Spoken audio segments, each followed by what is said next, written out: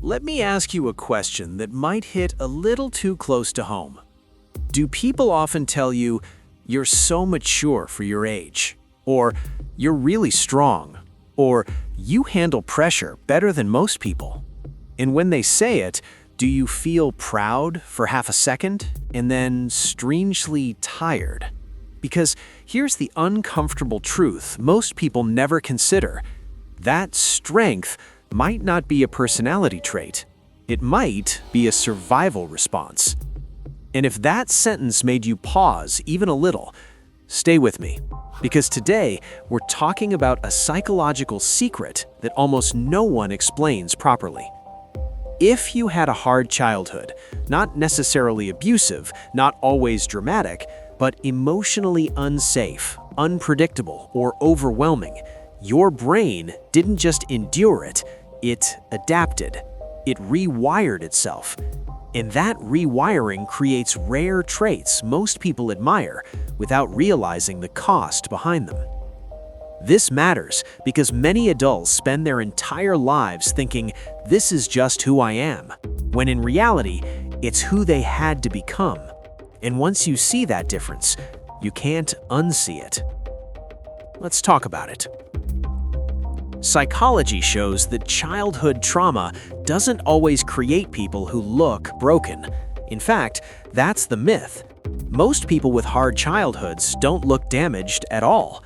They look responsible. They look capable. They look like the ones who have it together. But underneath that functioning exterior are traits shaped by early survival, not comfort, not safety. And once I explain these, you'll probably recognize yourself or someone very close to you. Let's start with the first one. People who had hard childhoods often sense emotional shifts instantly. I mean, instantly. They walk into a room and can tell something's off before anyone says a word.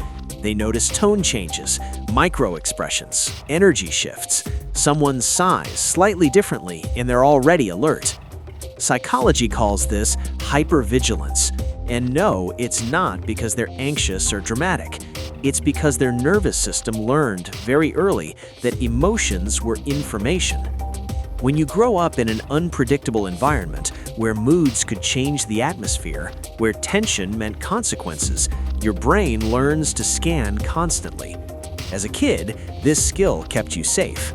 As an adult, it looks like emotional intelligence. But here's the harsh truth no one says out loud. You didn't become perceptive because you wanted to. You became perceptive because you had to. That's why you notice things others miss, and why relaxing around people can feel harder than being alert. Now here's the second trait, and this one quietly drains people. People with hard childhoods often feel responsible for other people's emotions, not just empathetic, responsible. If someone around you is upset, your body reacts like it's your job to fix it. If someone's angry, you feel tense, even if it has nothing to do with you.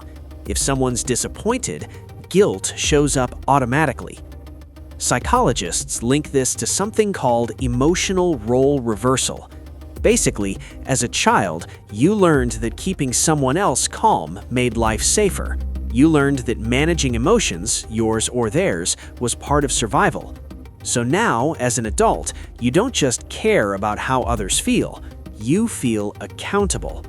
You over-explain. You apologize too fast. You replay conversations wondering if you upset someone. And people often say, "You're so considerate." What they don't see is how exhausting it is to carry everyone else's emotional weather. Here's a small but real example. You send a message. They don't reply for a while. Your mind immediately starts scanning. Did I say something wrong? Are they upset? Should I fix this? That reaction isn't weakness, it's conditioning. Now let's talk about the third trait, one that confuses people the most. People with hard childhoods often struggle to relax without feeling unsafe. Silence feels strange. Calm feels temporary. Peace feels like something that might disappear any second.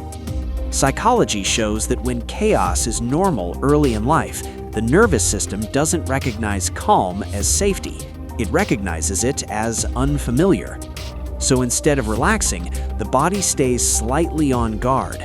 That's why some people stay busy all the time, why they feel restless when things are going too well, why downtime makes them uncomfortable instead of refreshed.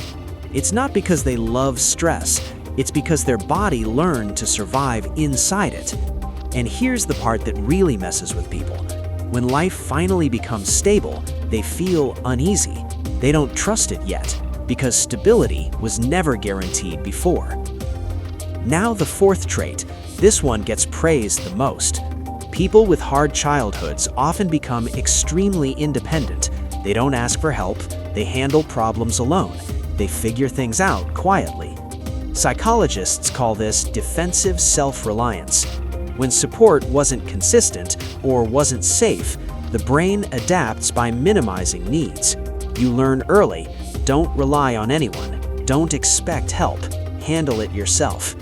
And as an adult, this looks impressive. You're capable, you're reliable, you're the one people lean on.